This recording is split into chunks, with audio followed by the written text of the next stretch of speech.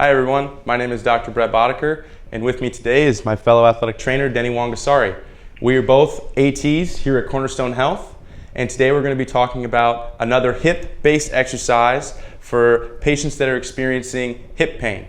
If you happen to be a weekend warrior or someone that likes to live an active lifestyle and you want to improve your flexibility and your level of function in the hip, today we're going to go through an exercise called Pigeon squat, which is going to target the posterior portion of your hip.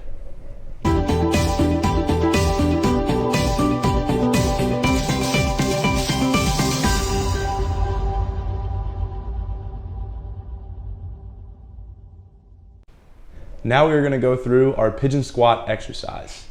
As a reminder, we are targeting the right leg in this demonstration, and we are going to be targeting the gluteal area of the hip. So for this exercise, while you're at home, you're going to start from a push-up position. You will raise the right leg up and bring your knee to the level of your belly button. There are a lot of variety in terms of the way pigeon squat is taught. The reason we teach it with the knee under the belly button is because we are capturing the muscle as well as the ligaments that are towards your sacrum or towards the middle part just below your spine. From this position, the back is going to maintain a flat level, and Denny is going to push his hips back and over the knee that is forward, just like this. You're going to feel a deep stretch right about here. Is that where you feel the stretch, Denny? Yes. Good. You can add to this stretch by pushing off of your back leg, using your knee as a lever to draw your body back up, and then slowly sink down into the position again, ideally getting a little bit deeper.